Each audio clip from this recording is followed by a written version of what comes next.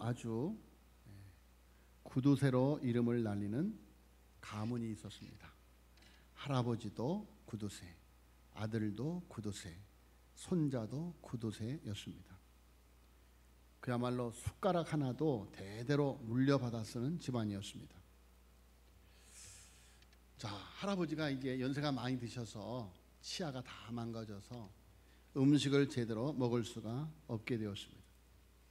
그런데 할아버지가 구두쇠라서 틀리하는 것이 아까워서 틀리를 하지 못하고 우물우물 식사를 제대로 못하시지만 그렇게 사십니다.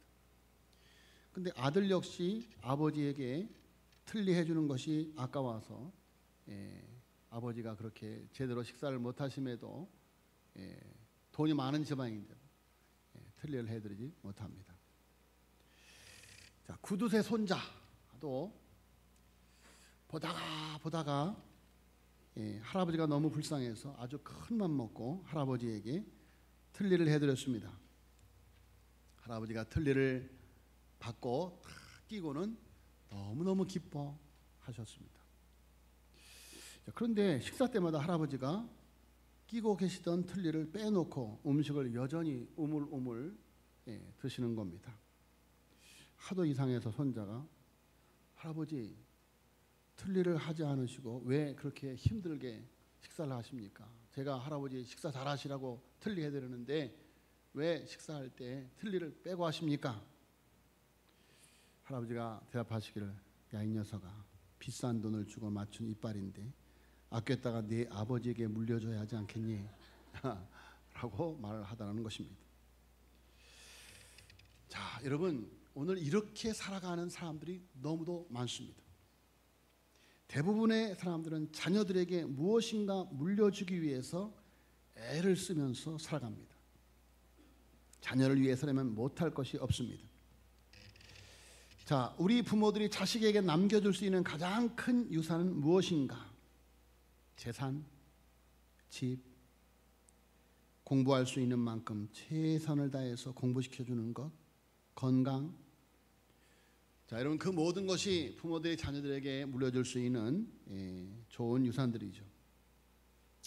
자, 그런데 오늘 본문 말씀을 보면 다음 세대에 남길 가장 큰 유산, 가장 중요한 유산이 무엇인지를 우리에게 보여주고 있습니다. 자, 여러분, 오늘 본문 말씀에 보면 다윗 왕, 그 유명한 다윗 왕, 그 위대한 다윗 왕이 이제 세상을 떠나갈 날이 가까웠습니다. 그래서 세상에 떠나갈 날이 가까운 다윗 왕이 아들 솔로몬에게 지금 유언을 하고 있는 내용이 오늘 본문 말씀의 내용인 것입니다. 자, 여러분, 다윗 왕이 다음 세대 자녀 세대에게 남겨주고자 하는 유산이 무엇인가? 첫째, 따라서 하겠습니다. 나와 함께 하신 하나님을 믿는 신앙을 유산으로 남겨주는 것이다. 아멘. 나와 함께 하신 하나님을 믿는 신앙을 유산으로 남겨주는 것. 자, 여러분, 오늘 읽은 성경 말씀을 통해서 보면 다윗이 아들 솔로몬에게 유언하는 말씀인데 그 다윗의 유언이 1절로 9절까지 기록되어 있습니다. 그래서 1절에 보면 다윗이 죽을 날이 임박함에 2절에 내가 이제 세상 모든 사람이 가는 길로 가게 되었다라고 말하고 10절에 보니까 다윗이 다윗성에 장사되니라고 기록하고 있습니다. 이렇게 다윗 왕이 이제 죽을 날이 가까워서 자녀에게 유언을 남기는 거예요. 자, 여러분, 성경 말씀을 통해서 보면 다윗이 그렇게 장수하지를 않았어요. 그런데 이 다윗이 아직 인지 능력이 떨어지지 아니하고 그러함에도 불구하고 다윗이 자기가 세상을 떠나갈 것, 자기에게 임박하여 오는 그 죽음을 다윗은 담담히 받아들이면서 자기가 아직 정신이 있을 때 자녀들에게 이렇게 유언을 남기는 것을 볼 수가 있다. 자, 여러분, 우리 교회도 어떤 분이 돌아가셨는데 재산이 많으신 분이 돌아가셨어요. 그런데 자녀에게 그 재산을 이게 상속하기 위해서 증인을 부르고 그리고 변호사를 부르고 그렇게 해갖고 유언장을 만들었습니다. 그래서 유산을 다 이렇게 상속하는 유언장을 만들었어요. 자, 여러분, 그런데 그분이 집사님이신데 정작 그분이 지금 천국에 갔는지 천국에 못 가셨는지 그것을 알 길이 없어요. 집사님이면 세례도 받았었고, 그렇죠? 또 교회 집사님까지 되었으니 예수님을 믿어서 구원받은 것이 분명하죠. 그런데 그 어르신이 살아가시는 삶이 그렇게 세례받은 사람으로서, 집사님으로서의 삶이 아니더라는 것이죠. 그것을 누가 평가하는가? 그 자녀가 평가하는 거예요. 그 자녀들 가운데 믿는 자녀가 목사님, 우리 아버지는 구원 못 받았습니다. 얼마나 충격적인 말입니까? 우리 아버지는 구원 못 받았어요. 구원받은 사람이 그렇게 살 수 없어요. 내가 그렇게 예수님 영접 기도를 시키고 그렇게 교회 가자고 해도 교회를 안 나가고, 그래서 목사님, 제가 우리 아버지 돌아가실 때 목사님께 연락 안 하려고 하다가 이렇게 목사님께 연락을 드려서 예배를 드리지만 우리 아버지 구원 못 받았어요. 이렇게 말씀하시는 거예요. 제가 얼마나 충격을 받았는지 모릅니다. 얼마나 충격을 받았는지. 자, 여러분, 구원을 받았다 못 받았다 하는 이 문제는 정말로 너무도 중요한 것이죠. 너무도 중요한 것이죠. 근데 그 어르신은 자녀들에게 물질의 상속은 하셨지만 신앙의 상속을 못 하신 것입니다. 자, 여러분, 오늘 다윗이 그의 아들 솔로몬에게 왕권을 물려준 다음에 그에게 마지막 유언으로 진정으로 그에게 무엇이 중요한가? 무엇을 다윗은 솔로몬이 이어받기를 원하셨는가?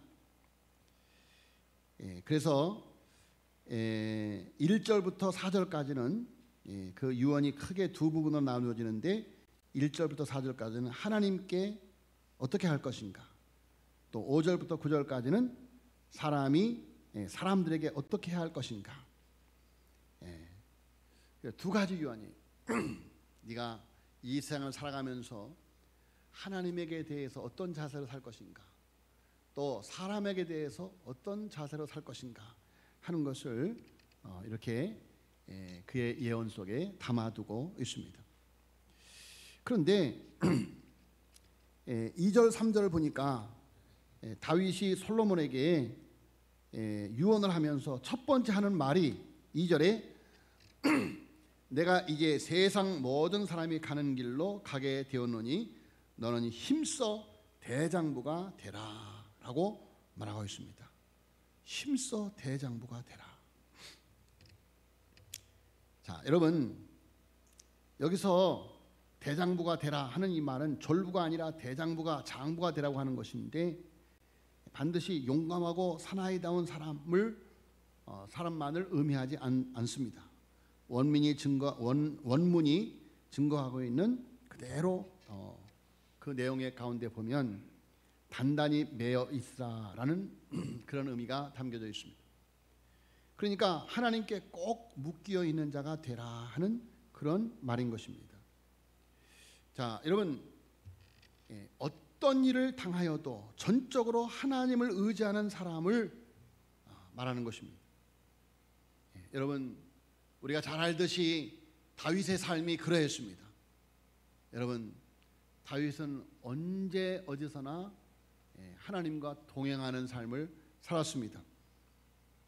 블레셋 장수 골리앗을 만났을 때 모든 사람들이 다 두려워 벌벌 떨었지만 다윗은 대장부같이 골리앗 앞에 담대히 나가서 칼도 없고 창도 없었지만 오직 하나님의 이름으로 용감하게 나가서 골리앗을 물리쳤던 것입니다.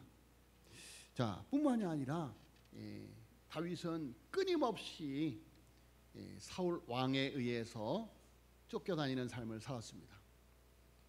여러분, 다윗이 사울에게 대항할 수 있었습니다. 그러나 다윗이 쫄짱부라서 쫓겨다닌 것이 아니고 다윗이 사울에게 계속해서 쫓겨다니면서도 그리고 모든 민심이 자기에게 와 있음에도 불구하고 그리고 어느 순간 다윗이 숨어있는 굴 속으로 사울이 들어왔을 때 사울을 죽일 수 있는 절호의 기회가 있었지만 다윗은 하나님의 말씀을 붙들었기 때문에 사울을 자기의 손으로 해하지 않습니다. 자, 여러분, 하나님의 기름 부음 받은 종을 내가 해할 수 없다라고 하는 그런 하나님의 말씀에 붙들렸기 때문에 다윗은 사울을 해하지 아니하였던 것입니다. 자, 그러니까 다윗은 철저하게 하나님의 말씀에 붙들리는 삶을 살아갔던 것이죠. 하나님을 믿는 신앙을 살았던 것이죠. 여러분, 하나님이 나와 함께 하심에 두려울 것도 없고 무서울 것도 없고 손해볼 것도 없다. 그래서 다윗이 뭐라고 고백합니까? 여호와는 나의 목자시 내가 부족함이 없으리로다. 할렐루야. 여호와는 나의 목자시 내가 부족함이 없으리로다. 여러분, 그 신앙으로 그는 그야말로 대장부의 삶을 살았던 것입니다.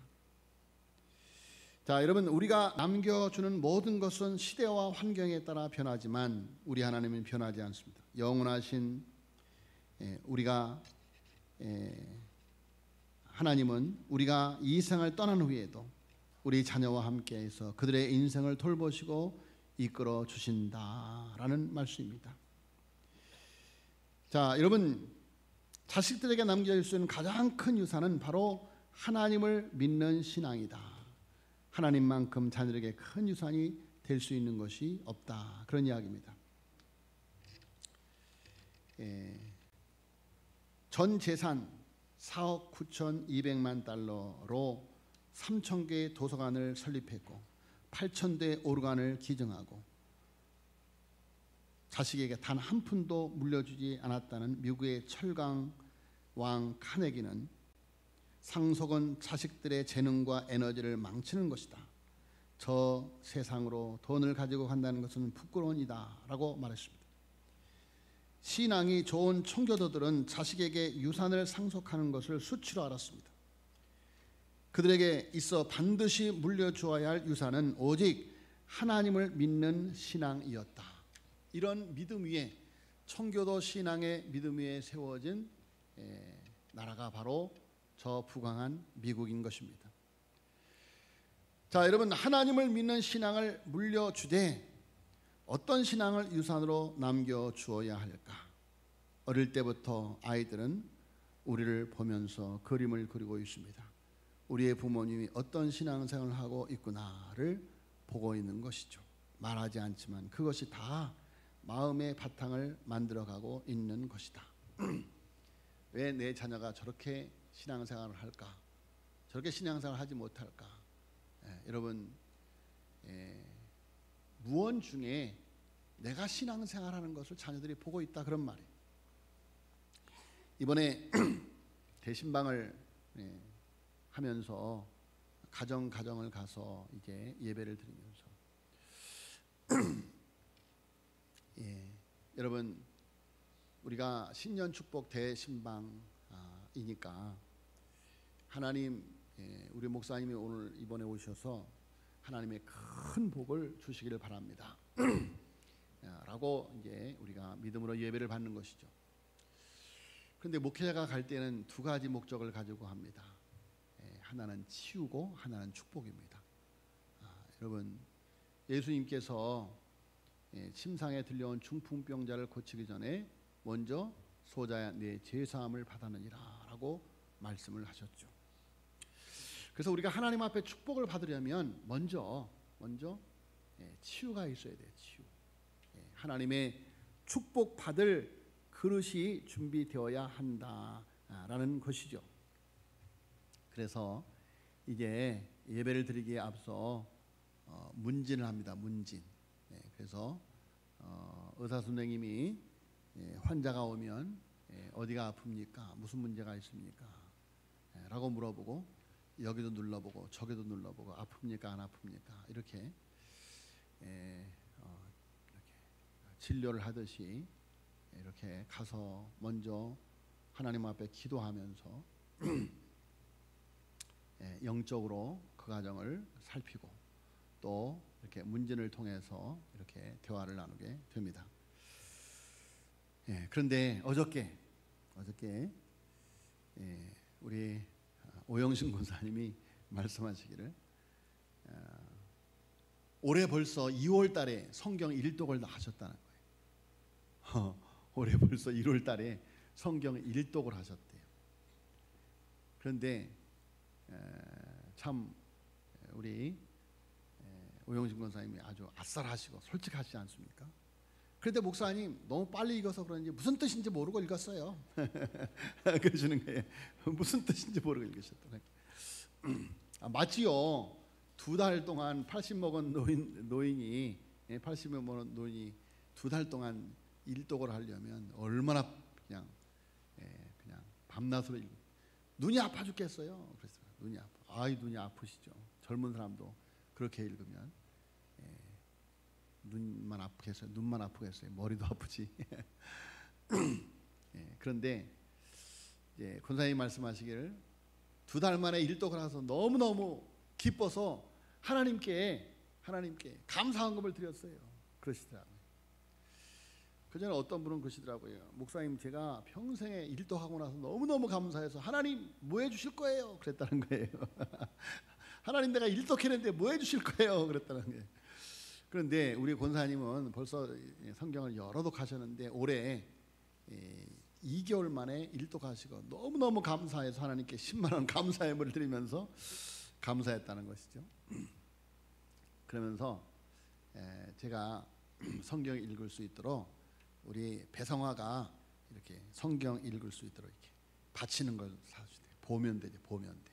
그래서 사다 주셨대요. 자, 여러분, 자녀가 보고 있죠. 우리 어머니가 얼마나 말씀을 사모하는가 하는 것을 지금 보고 있는 것이죠. 여러분, 제가 어릴 적 우리 어머니의 신앙생활을 보았습니다. 기도하는 모습을 보았고, 전도하는 모습을 보았고, 신방하는 모습을 보았고, 말씀을 사모하는 모습을 보았고, 새벽 기도하는 모습을 보았고, 헌신하는 모습을 보았습니다. 자, 여러분, 우리 집사람도 보니까 장모님 신앙생활할 때 보시고 그대로 하셔요. 그대로 해요. 자, 여러분, 우리 자녀들이 여러분들이 신앙생활하는 것을 그대로 보고 있는 거예요. 그대로 보고 있는 거예요. 자, 여러분, 하나님을 전적으로 신뢰하고 따르는 신앙 유산을 우리가 자녀에게 남겨주어야 된다. 인격적인 하나님, 살아계신 하나님을 믿는 신앙을 물려주어야 한다. 인격적인 하나님이라고 하는 것이 뭐예요? 살아계신 하나님. 그래서 그 하나님과 늘 교제하는 신앙, 그 하나님과 함께 사는 신앙, 여러분, 그것이 인격적인 하나님을 믿는 신앙이 아닐 수가 없습니다. 자, 지금까지 미국에서 최고의 부자로 이름을 날린 사람을 우리는 록펠러라고 하는 사람을 꼽습니다. 그는 아주 가난한 집에서 태어났습니다. 친구의 권유로 광산업을 시작했다가 사기당하고 빚 독촉에 시달려 자살을 하려고 한 사람이었습니다. 자, 그는 가난의 한 때문에 미국 석유의 90%를 차지하고도 만족하지 못해서 노동자를 심하게 착취하는 그런 악덕 기업주였습니다. 그런데 그가 이렇게 엄청난 부를 누리면서도 심한 노이로제와 소화불량, 무력감과 악몽, 그래서 의사는 죽음을 준비할 것을 선언하였습니다. 자, 그런데 그가 죽지 않고 쓰러지지 않고 다시 일어설 수 있었던 것은 어머니의 기도였고 그 기도를 본받은 그의 기도였던 것입니다. 그래서 그는 질병을 치유받고 그리고 그 마음도 치유를 받아서 하나님을 위해서, 이웃을 위해서 사는 사람으로 변화가 되었던 것입니다. 자, 그는 100만 평이 넘는 12개 대학을 건립했다고 합니다. 그가 세운 대학 중에서 시카고 대학은 지금까지 노벨상 60여 명을 배출한 명문 대학입니다. 그가 일평생 4,928개의 교회를 지어서 하나님께 드렸다고 합니다. 자, 그렇게 하면서도 어느 곳에도 자기 이름을 남기지 않았다고 합니다. 이 돈은 내 돈이 아니요 하나님이 축복으로 주신 돈이기 때문에 대학, 교회 어디에서도 내가 돈을 지어 지은 대학이나 교회라고 쓰지 말라고 당부하였다고 합니다. 자, 그런데 유독 이름을 남긴 교회가 한 곳이 있는데 바로 시카고 대학에 세워진 록펠러 처치입니다. 그 교회는 아내를 기념하여 세운 교회입니다. 아내를 천국에 보내고 아내를 그리워하며 교회를 세우고 헌당 예배를 드렸다고 합니다. 자, 그런데 헌당 예배를 드리고 예배가 마친 다음에 경제부 기자가 록펠러에게 질문을 했다고 합니다. 36년 동안 세계 제1의 부자가 된 비결이 무엇입니까? 라고 물었습니다. 그랬더니 록펠러 씨가 빙긋이 웃으시면서 주저하지 않고 대답하기를 우리 부모님께로부터 물려받은 유산입니다. 기자가 의아하게 다시 되묻습니다. 아니, 록펠러 씨의 부모님은 아주 가난한 부모님인 것을 제가 알고 있는데 무슨 유산을 물려받았다고 합니까? 그러니까 록펠러 씨가 웃으면서 우리 부모님은 가난하게 사는 농부였지만 나에게 세계 제일 부자가 될 수밖에 없는 유산을 물려주었습니다. 그것이 바로 하나님을 의지하는 신앙입니다. 부모님은 예수 그리스도를 믿는 신앙을 유산으로 내게 남겨주었습니다. 재산을 물려주지 못했지만 신앙만큼은 확실하게 물려주었습니다. 그러면서 우리 부모님이 내게 물려주신 신앙 가운데 가장 큰 내가 부자가 될 수 있는 신앙은 11조 신앙이었습니다. 내가 나이 8살 때 이제 너 혼자 주일학교에 가라고 보내면서 손에 일주일 쓸 용돈 20센트를 주면서 어머니는 좋아하는 아들에게 단호하게 그중 2센트는 너희 것이 아니고 하나님의 것이다. 오늘 가서 2센트를 그 11조를 하나님께 바치고 나머지를 네가 써라.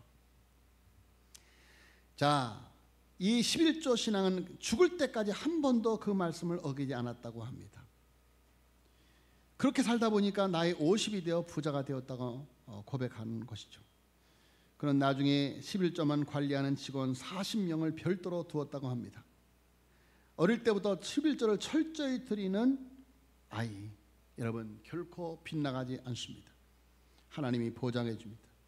그는 돈의 가치를 아는 사람입니다. 그는 돈으로 어떻게 살아야 할 것인가를 분명하게 알게 되는 것입니다. 그는 돈으로 행복하게 살 수 있는 비법을 터득하게 된 것입니다. 자, 록펠러가 자신이 성공한 이유 두 번째를 기자에게 말합니다.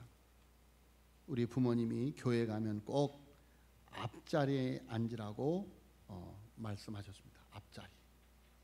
예, 우리 교회 앞자리에 앉으신 분이 한 분 계시네요. 예, 여기 앞자리에 앉으세요. 할렐루야. 자녀들이 봐요. 자녀들이 우리 부모님이 어디에 앉았나 본단 말이에요. 예, 여러분, 록펠러는 맨 앞자리를 차지하기 위해서 예배 시간 30분 40분 전에 교회를 갔답니다. 왜? 앞자리를 안 놓치기 위해서. 예. 그래서 예배 끝나고 예배 시작하고 30분 40분 전에 와서 먼저 기도하고 예배 끝나고 30분 40분 기도하고 집으로 갔다고 합니다. 자, 록펠러 어머니는 아들에게 10가지 유언을 남겼습니다. 록펠러는 그렇게 살려고 애를 썼습니다. 첫째, 하나님을 너의 친아버지로 섬겨라. 목사님을 하나님 다음으로 잘 섬겨라. 주일 예배를 세 번째, 주일 예배를 본교회에서 드리라. 네 번째, 오른쪽 주머니는 항상 11조 주머니로 하라. 다섯 번째, 아무도 원수를 만들지 말라. 여섯 번째, 아침에 목표를 세우고 기도하라. 일곱 번째, 저녁에 잠자리에 들기 전에 반성하고 기도하라. 여덟 번째, 아침에는 꼭 하나님 말씀을 읽어라. 아홉 번째, 남을 도울 수 있으면 힘껏 도와라. 열 번째, 예배 시간은 항상 앞자리에 앉아라. 자, 여러분은 여러분의 자녀들에게 무엇을 유산으로 남기고 있습니까? 여러분, 다윗은 자기가 섬기는 하나님을 섬기는 신앙을 솔로몬에게 남겨 주었던 것입니다. 두 번째로 자기의 삶의 나침판이 된 하나님의 말씀을 유산으로 남겨 주었습니다. 자, 여러분 3절 4절 우리 다시 읽겠습니다. 3절 4절 시작. 내 하나님 여호와의 명령을 지켜 그 길로 행하여 그 법률과 계명과 율례와 증거를 모세의 율법에 기록된 대로 지키라. 그리하면 네가 무엇을 하든지 어디로 가든지 형통할지라. 여호와께서 내 일에 대하여 말씀하시기를 만일 내 자손이 그 길에 삼가 마음을 다하고 성품을 다하여 진실이 내 앞에서 행하면 이스라엘 왕 위에 오를 사람이 내게서 끊어지지 아니하리라 하신 말씀을 확실히 이루게 하시리라. 아멘. 자, 여러분, 우리가 이렇게 할 때 말씀이 우리 자녀들에게 그대로 이루어지는 것입니다. 세상의 학문이 중요합니다. 그러나 그것은 영원하지 않습니다. 인생의 바른 지표가 되고 바른 가치관, 바른 인생관, 바른 세계관, 바른 역사관을 줄 수 있는 것은 하나님의 말씀이다. 우리가 가장 큰 유산으로 남겨줘야 할 것은 세상의 학문, 세상의 지식보다 하나님의 말씀인 것입니다. 하나님의 말씀을 붙들고 나가는 사람, 인생을 실패할 수 없습니다. 지혜가 쏟아져 나옵니다. 사람들에게 인정받는 인격자가 됩니다. 지도자의 소양을 갖추게 됩니다. 세상을 읽고 미래를 볼 수 있는 능력이 생깁니다. 가치관이 분명해집니다. 습관이 바르게 됩니다. 다윗은 일평생 동안 이 말씀을 나침판으로 삼고 살았습니다. 그것이 그에게 유익이 되는 기준점이었습니다. 자, 여러분, 이 직장에 들어가는 것이 하나님의 뜻인가? 이 학교에 들어가는 것이 하나님의 뜻인가? 그것의 기준이 바로 말씀이다. 말씀. 자, 여러분, 다윗은 자신의 인생을 통해서 뼈저리게 체험한 것, 그래서 그는 마지막 자식에게 유언을 하면서 하나님의 말씀으로 인생 나침판을 삼으라고 말씀을 유산으로 남기고 있는 것입니다. 자, 여러분, 우리의 자녀들에게 천하를 얻을 지식을 주고 천하를 얻을 물질을 주고 천하를 얻을 권력을 준다 하더라도 하나님을 물려주지 못하면 사람이 만일 천하를 얻고도 내 생명이 없으면 무엇이 유익하리요? 주님이 분명하게 말씀하셨습니다. 자, 우리의 삶이 남길 가장 큰 유산은 무엇인가? 하나님을 믿는 신앙과 인생의 나침판 되는 하나님의 말씀을 물려주어야 될 줄로 믿습니다. 자, 여러분 그렇게 살아갈 때 무엇을 하든지 어디로 가든지 형통할 것이고 신앙의 대가 끊어지지 않을 것입니다.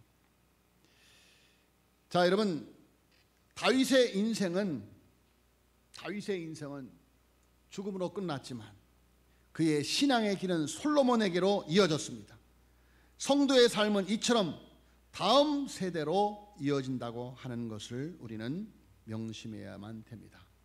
내가 살아가는 삶, 여러분 그것이 내 자녀에게 이어진다. 다음 세대로 이어지는 믿음의 길. 그래서 성경은 솔로몬이 다윗의 길로 행하였다라고 말합니다.